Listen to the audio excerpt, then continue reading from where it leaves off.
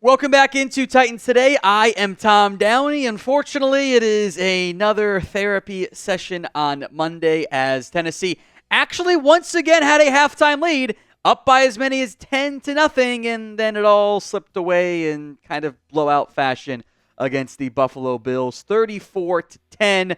Tennessee off to its worst start since 2016, I believe. It's not great. Before we get into today's show, some injury news, some reactions, overreactions, etc. Grade the Titans for me against the Bills. A, B, C, D, or F. Low grades are expected and correct, but go vote in the comments of today's show. We begin with what else but Will Levis conversation here. He did not play against the Bills due to that lingering right shoulder injury that seemed like he was fine coming back from the bye and then kind of got worse late against the Colts and didn't improve enough during the week of practice. Here's what Brian Callahan said on Levis. He ended up feeling it toward the end of the Colts game on a couple of those throws. So we limited him on Wednesday, trying to get back and see if he could go Thursday. He went full Thursday with pads on, and we had him try every possible throw we could throw, every downfield throws all over the place in practice. And he came out of that practice and didn't feel great. He tried to fight through it, and I appreciate that, to fight for his teammates to come to play. But at the end of the day, those things just need some rest. Right now, that was the right decision for him. It was about as blunt as you'll see from Brian Callahan, I think. Basically saying, yeah, if my quarterback can't throw the ball downfield, I don't have any use for him. He's not helping anybody at that point. So the arm is clearly not right at this time. And it is unclear if he's going to play this upcoming week against the Detroit Lions. What is unfortunate, it's not like Mason Rudolph fared that much better either. He had 2 turnovers in this game, which is far from a good thing, by the way. And he looks kind of like Will Levis has, and he looks like what Mason Rudolph has looked like over the course of his career. In what amounts to almost 2 full starts this year. Not quite the full in the first game against the Dolphins, but under 60% completion rate, 1 touchdown, got an interception, has a fumble as well. He has not played particularly great football. Of course, neither has Will Levis. He's been pretty rough with the head-scratching, bone-headed turnovers that make me go insane on that front there. Under 700 yards, 106 yards on the ground, 5 TDs, the 10 turnovers are the backbreakers. He's shown some good stuff, but when you're making that level of errors and those levels of mistakes and just the constant back-breaking turnovers, you get what you get. But he's young. There's upside still that maybe make you have enough confidence to try and keep playing him and know for certain if he's the guy or not. So with that in mind, once at least Will's healthy, which is a big question mark right now, and maybe it's an injury of convenience even for Tennessee, but once they're both healthy, pick one to start. WL for Will Levis, MR for Mason Rudolph. It's the pinned comment, so go over if the ad comes here on YouTube. Overreaction number 1 then. Brian Callahan should be on the hot seat. I'm going to give this an overreaction because it's far too early for that, for me to get on board. That is not to say you can't be mad with how things have gone. The start to this season sucks. That is true. The constant blown leads, the opening script's looking pretty good, then the rest of the offense falling apart second half, that sucks. It's not good. The reality is this is a rebuild. Now, they've tried to jumpstart it with some off-season acquisitions, which have worked pretty well on defense, not so much on offense, but it is year 1 of a rebuild. That's what Tennessee is embarking on right now. It is not fun. You have a right to be mad and frustrated and to not enjoy your Sundays. Patience is needed here. Now, with that said, he does need to be better. And I think you are starting to see some of the potential concerns that can lead to this hot seat actually getting ramped up later on in the season, which we'll come back to here in just a second. But you can get the Titans' first-round pick rookie jersey, that's JC Latham, over at chatsports.com/Latham. The link will be in the comment section and the description of today's show. Chatsports.com/Latham. We've got different styles available as well beyond just that particular color scheme. Check the comment section and the description of today's show. It's chatsports.com/Latham.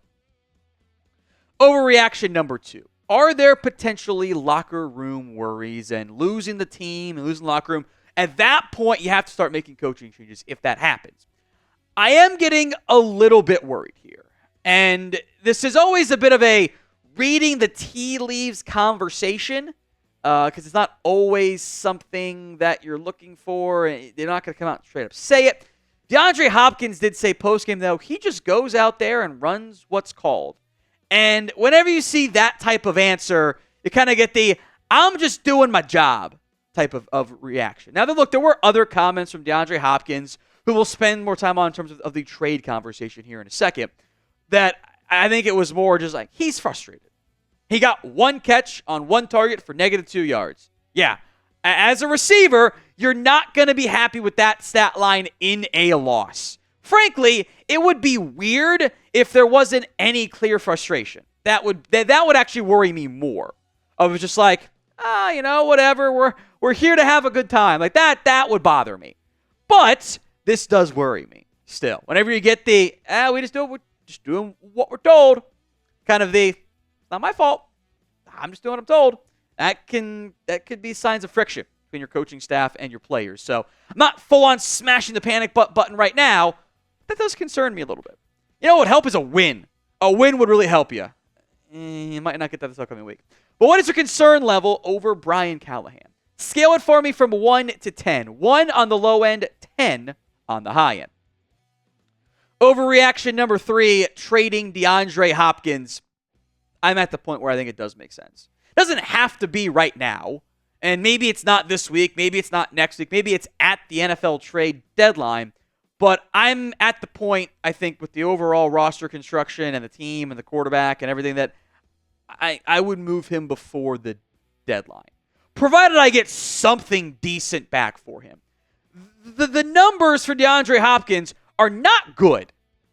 Like, this is pretty putrid production for a guy that I still think can contribute. I still think can be a good football player, has the name brand, has the history in recent years of being productive, being impactful.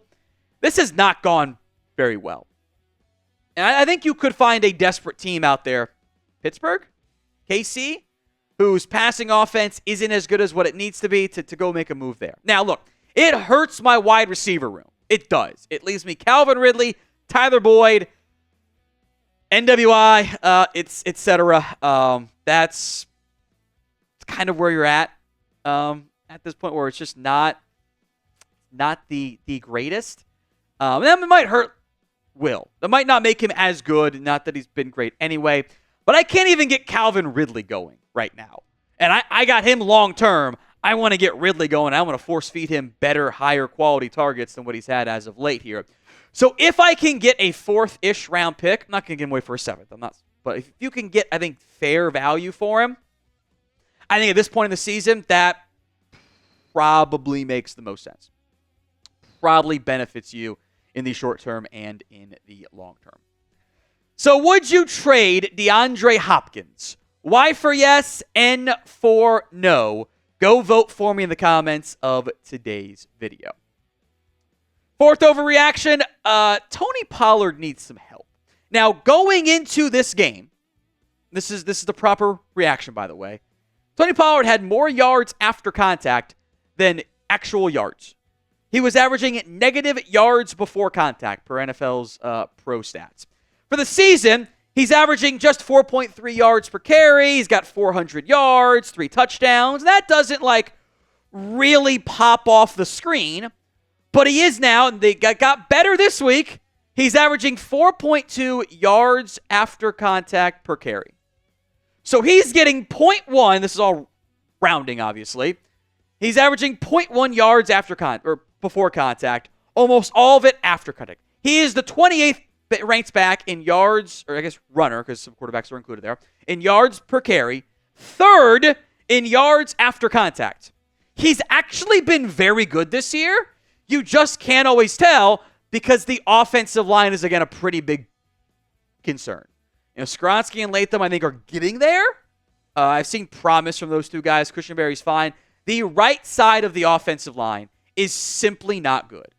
They simply have not done their jobs on a consistent basis.